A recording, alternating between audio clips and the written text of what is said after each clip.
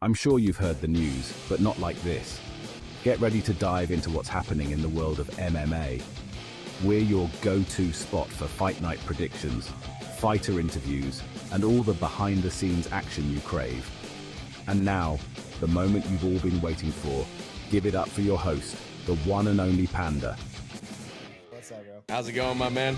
Oh, it's going good. How you guys doing? Good, dude. Thank you for jumping on. We really appreciate your time. I guess we'll get right into this. Go ahead and start this, Big Slop. Yeah, so the thing that always interests me with the Powerslap fighters is what's it like getting that phone call, and did you think it was real, and how did you apply for that? No, so I was a part of the first one they did before even deciding if they wanted to do Powerslap. So mine was a little different than most of these guys. They saw on TV, hey, come try out, come do this. I got in one of those fighter groups and Facebook. They're like, try this new sport, we'll pay you to try out. And they wouldn't tell us what it was, nothing like that. So they just flew me out just to try something out, and no information. They didn't tell me Dana White was involved, nothing. So I legit thought I was getting scammed the whole time. We get there. Finally, the next day, they're like, hey, you're going to meet Dana White. We're like, what? They're like, yeah, this is his project. But we're just going to see if he wants to do it or not. We're like, oh, okay. Did my tryout, I won, and they're like, if we're going to continue doing this, do you want to try out? Want to continue? And we're like, all right, yeah, sure. 8 months later, I get another phone call. It's weirdest experience ever. That's great. Every power slapper we talk to, they have some crazy ass story of how it all started. It seems like everybody thinks their organs are gonna get harvested or some shit. what was worse was since they didn't want nobody to know about it. The guy that was involved on the Facebook post had a fake Facebook picture on it. So I'm like, there's no chance we're even getting paid. But they sent me out a ticket, so I was like, at least I know there's a flight there and back. So regardless, it's a free trip. And then I get there, they literally hand me some cash for food for per diem, and they're like, you get your check at the end of the week after you're done fighting. I was like, oh, okay, cool. They're like, off to the Apex tomorrow. Like, oh, it's legit. All right, cool. We're fine now. That's awesome. Hey, man. So I'm always curious about this. What's your training regimen? What's a typical training day look like for you? How do you prepare physically and mentally for your matches? So a little background. I'm from Pro MMA, Pro Muay Thai, so I'm so used to like 40 hours a week training. Ever since I started doing that number went down to like so much because I don't do cardio anymore. But regular training, mainly just trying to stay loose and strong of rotational power. So if I'm in the gym, I'm really just worried about my rotational power. And then at the end of the day, it's a skill sport. So technique, I could get away with not training as hard as I used to because not everyone's technique is as good as mine. So until they catch up, I don't really have to worry about the fine athlete details because it is a skill sport at the end of the day, hitting a small target.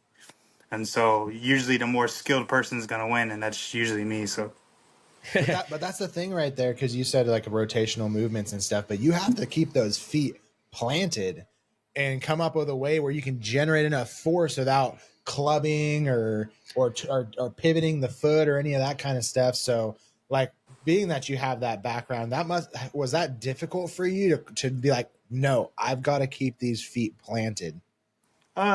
at first, when you think of when you're striking at first, you're like, I got to hit like a right hook. When you're using that logic, you're going to pivot.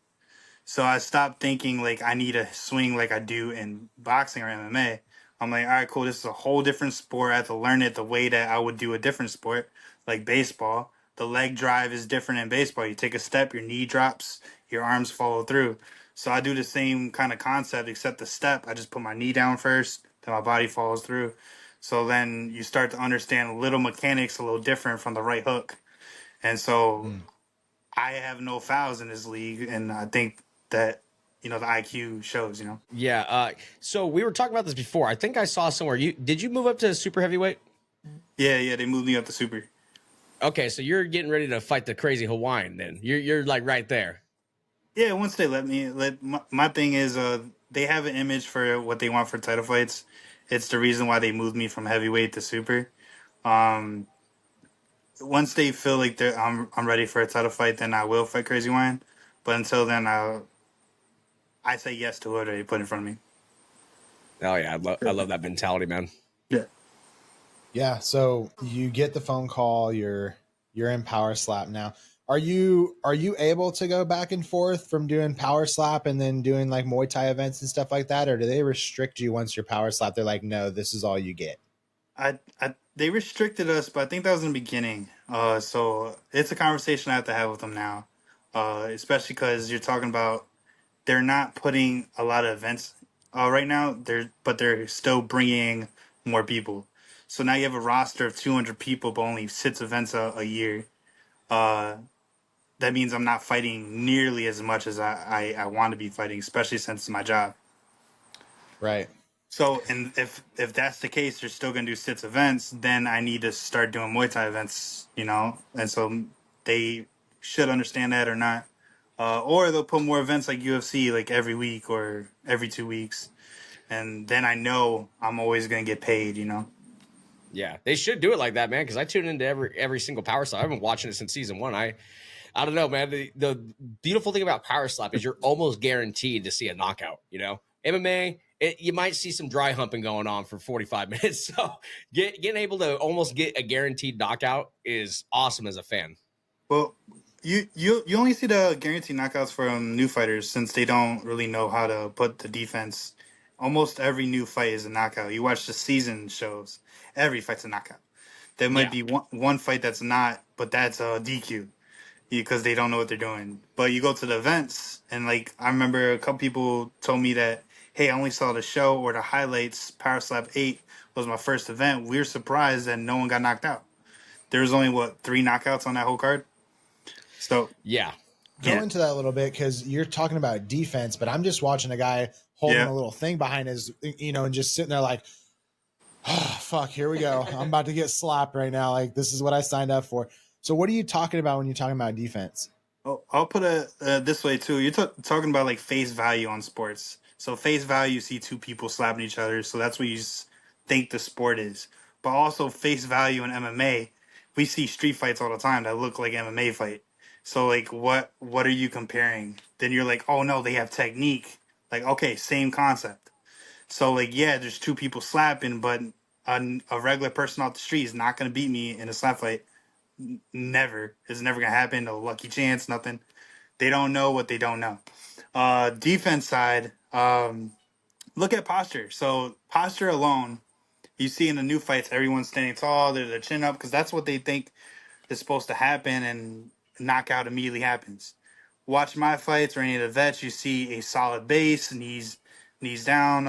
I'm squeezing my abs. I'm holding myself together, and my eyes are at the belly button, not at their eyes, so I don't lift up. Oh, I'm trying to interesting. keep my position the whole time while I'm getting hit. I'm not that rolling, moving, and unnecessarily where I'm gonna end up getting whiplash and falling down. I'm truly believing in my position, and it works out. that's where you see the fighters like kind of do like this, right? Where they tuck the shoulders up and tuck the chin down. Yep, and there's different defenses and there's different slaps. So I know the show doesn't show up, but there's 4 different types of slaps, and certain slaps are better than for certain defenses. If I'm clinched up, I shouldn't be hitting them normally because their head's gonna be fine. I should be kind of hitting them down so it bounces up. If you see them really head back, I shouldn't be hitting them down because it's already there. I should be hitting them up so it snaps his head. So there's a lot to it that people don't see because the show just shows one thing, you know. Yeah, the show is just focused on seeing someone get slapped, Yeah, which is why I like interviewing the power slap contestants, just because I like to learn a little bit more about what goes into it. I've seen multiple people, tuck the chin, and I've always wondered if that is a type of defense. It makes sense though, because you like if you're doing Muay Thai, you're trying to keep the chin tucked. yeah. And So what that if I don't know if you guys ever seen heavyweight spar, heavyweight spar in boxing, Muay Thai, whatever. They tend to put their heads down, they put their chin down, and they walk forward. So they're yep, just taking shots, you know. So it's the same concept. I'm not trying to get any whiplash. My head's gonna stay the same, but I'm playing that game. High level guys know that what you're doing, so they're trying to get the opposite effect out. But again, no one sees that. It's only the fighters are like, yo, that was crazy, you know. So Yeah. And that's what we're trying to pull out of you guys when we talk to you. So that is fire. I'm so glad you shared that with yeah, us. yeah, no problem. So going from heavyweight to super heavyweight, I bet you have some more freedom to eat the food, man. Are you, do you get to enjoy some 12-ounce curls now? Do you get to have those barbecues and do that sort of thing, or do you still have to be pretty malicious with your diet? So I usually cut to heavyweight, so I'm usually walking around 280, 285, and so now I just don't cut, so I don't have to worry about the whole starving yourself 2 weeks prior, making sure you're drinking a crazy amount of water to pee it out the week of, you know. So I'm not dehydrated at all. I'm as is when I'm coming in. I do have more freedom to lift now. I wouldn't lift at all at heavyweight because I was too afraid to gain weight. So I have more freedom there. But food, heavyweights never ate really good anyway, so I can't say I was eating good. You know. Okay, I want to go back to you. You said you did Muay Thai. Yep. We're actually having our Muay Thai coaches on here in about an hour. We train Muay Thai at a local gym around here. And how long have you done Muay Thai for? Almost 10 years. So I've been a coach probably for 6, 7 years. 7 years. Yeah, probably around Okay. that. And 10 years Muay Thai. That's awesome, man. Yep. So you've I'm assuming I got your Tapology in front of me, but I didn't really want to go through it on camera. Oh, you're I'm good. assuming you've had a few like pro Muay Thai fights and everything. I've had a bunch of amateur. I haven't had any pro. Pro heavyweight's really hard to find. That's why you see the MMA fights, because they're like, hey, we can't do kickboxing or Muay Thai, but we could do MMA. I'm like, well, I still could kick, so sure, but usually they're against a wrestler, you know. So Yeah, you got someone there trying to scoop up your legs and dry yeah, hump you to submission. yeah. They always say the same thing. No, we're gonna strike with you. We're gonna strike with you until they see me warming up or they see me start to strike, and they're like, nah, we're not gonna do that. Like, nah, I ain't getting that's hit with that's that. smart. That's smart. Like, I like to think I'm a better kickboxer than I am a slap fighter. And you already see I'm dominating in the sport. So like, I truly believe if I had opportunities in the kickboxing side, it'd be the same aspect, you know. Yeah. Do you have any advice for like aspiring athletes? Someone who's coming up in power slap and like you said, maybe doesn't have the proper defense. Do you have anything that you could give them to kind of help them along? Yeah, you're talking about it's a new sport, so knowledge is always the key to winning fights. You're talking about uh, you're fighting against professional athletes or professional fighters, but everyone that's new, it's the AMI status. You're having your first fight on a big stage. You're an amateur fighter. If you did that in an MMA fight, you'd be getting murdered. So you should keep the same aspect when you're coming in and training. You should probably find a gym, find an MMA gym, learn something, get some sparring in the boxing side, so you're not afraid of taking shots. Do everything you would do on the MMA side for this new sport. People are just coming in off the couch, and then they're like, "Why did I lose the fight?" It was like you had no shot. You're not remotely thinking about the sport the way that I'm thinking about the sport. So it's the same aspect. You're not going to go to a UFC fight amateur 0-0. So find a gym, get some training in. If you could find a Powerslap fighter that's willing to teach you, that's huge. Knowledge. Knowledge is key. Yeah, I just I don't know how anybody gets their idea that they're just going to roll off the couch and just go join Power Slap. Everyone. That's crazy. Everyone. And what's worse is everyone that walks in has ego. I could beat the champion. I could beat the heavyweight. I could beat the number one. And then they have their first fight. And again, since there's no defense in the show, they get a knockout. They're like, "Yeah, I'm the best, man. I knock people out." Like, no, it's not. It's not going to be like that, man. Yeah, just wait till you get a Well, little higher up that ladder. currently people from the past seasons fighting vets are 1-15, and Yeah, the one win was Dorian Perez lost to Brian Ellis. But if you watch that fight over, Dorian Perez was beating Brian Ellis the whole entire time easily, but DQ'd himself. So does that count as the one win? You know, so Yeah, exactly. yeah, yeah. knowledge. So do you have any plans on, have they reached out to you about your next when you're going to compete next, or are you just kind of kept in the dark? Definitely kept in the dark. I just fulfilled my first contract, so they said they're gonna resign me. So that seems to be the plan. But they said when the next fight, they don't know. So hopefully at the end of the year, because I like to stay active, but it's up to them. Yeah, you got to get that paycheck, man. Yeah, definitely. I got family Killer, man. Well, hey, we appreciate you hopping on with us, Duane, for and sure. just sharing some insight on the defenses and what you're going through and different things about your life and the sport. Is there anything you wanna plug really quick before we hop off with you? I'm going to plug your Instagram, but is there any other social medias? My social is the same on all platforms. So Iron Giant underscore slap. But yeah, shout out to thank you guys for having me on. You know, we need the platform for this sport.